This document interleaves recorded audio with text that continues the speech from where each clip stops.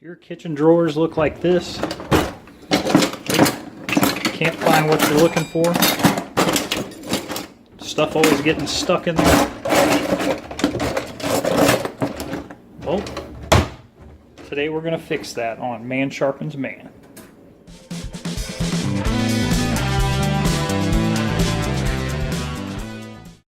Well, for this project, my wife found some drawer dividers on Pinterest.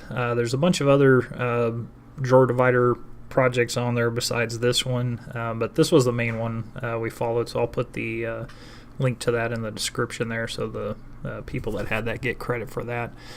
As far as tools you're going to need for this project, a compound miter saw comes in handy.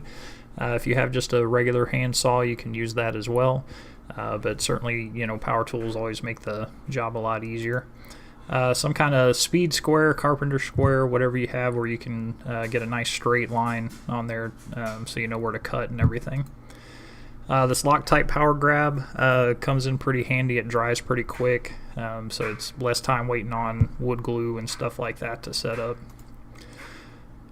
Also a tape measure. You don't have to have a big 25-foot one like we have here. Any kind of little pocket tape measure you have, your links aren't going to be that big, so as long as you got some kind of tape measure, it should help you out. Then any kind of ruler or straight edge just to get your grid lines in the drawer and everything so you know where everything's going to go. As far as the cost for this, the tools and everything we had already, but for the adhesive and the poplar boards that we used came out to a little over $22, so not an expensive project, and that gave us enough to do 2 of our drawers in the kitchen. So that's all the materials you need. Let's get started on building it. Alright, so for our layout, you can see we got the drawers out already and got all the junk and everything pulled out of there so we can work on them. The one drawer over here is all our big utensils, and you can see where my wife's got them kind of laid out how she wants, so that gives us an idea of how we need to cut our dividers in there.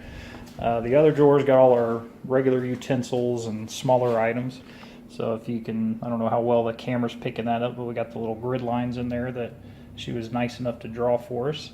So now we can get all our measurements and get our cut list together. Okay, so we got a couple of dividers that are going to determine the layout on the rest of them, so we're going to get those cut first. But we got our small utensil drawer.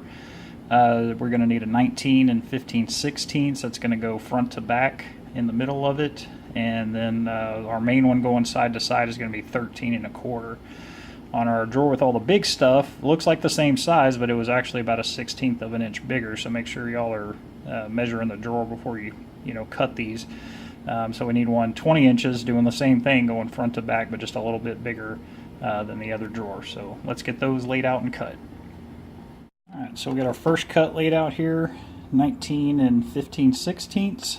So we have the tape measure at the end of the board and make our mark right here. Go a little heavy on that because it was right in between 19 and 15/16 and 20 inches. Then we'll get our speed square laid out on here and right on the mark there.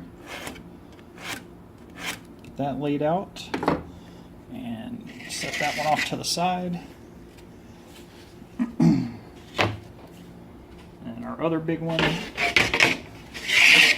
was the 20 inches.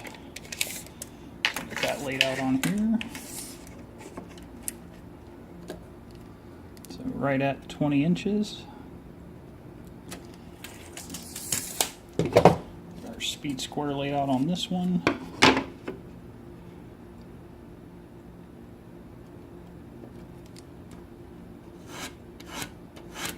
Okay, and now we're ready to cut those. Alright, getting ready to make our first couple of cuts here, and just remember, you don't have to have a big compound miter saw like this. You can do this with a hand saw. It's just obviously a lot easier with power tools, and I'm just fortunate enough to have this. But get our first 2 cut here. You just want to get that lined up, put the blade on the side that's going to be cut off so you get a nice square cut on that end and get the exact measurement you're looking for. Okay. There's our 20 inch. We'll get our 19 and 15/16 one up here. Get that lined up with the blade.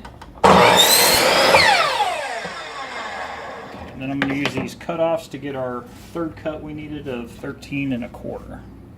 Alright, got our measurement down for our 13 1/4, so we'll get that one cut.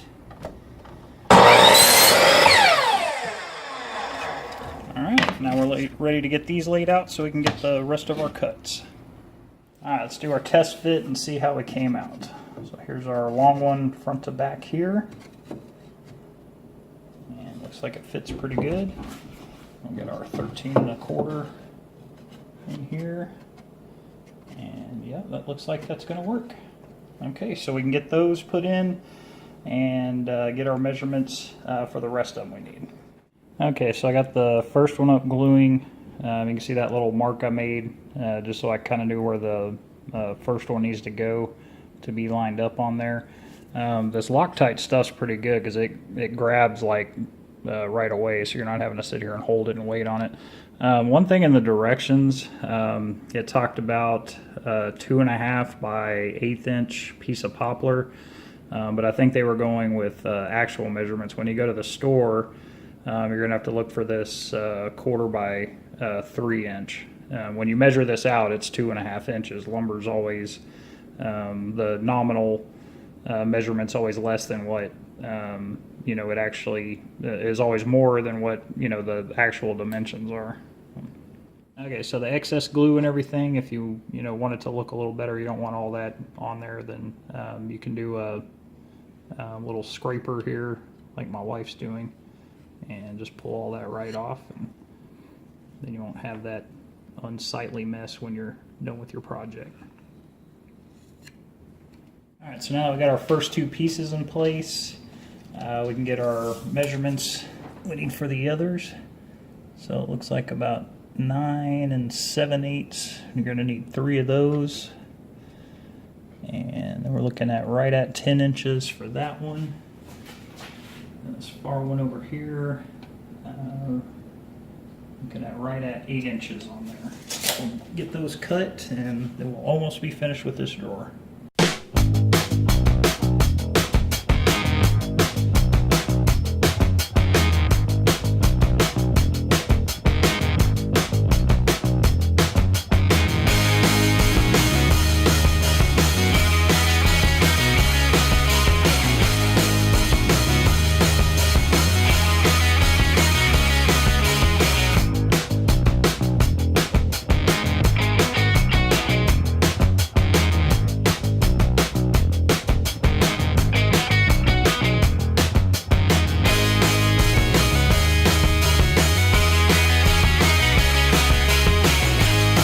Alright, so I got those pieces cut and I pulled the main 2 pieces back out. You can see my 3 marks I got on there, so I know where to put these first 3 that go in the front part of the drawer.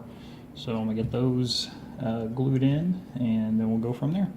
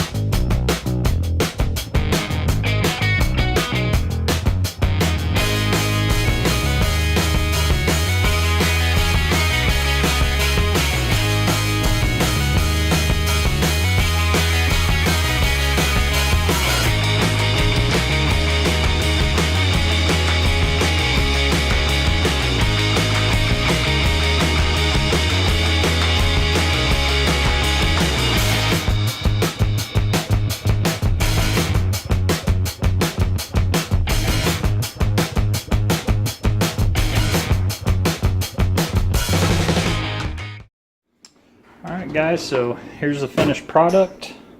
Thanks for joining me on this project, and don't forget to hit that like button, subscribe if you want to see more of our little projects we're going to do here, and just leave me any comments if you guys got any questions.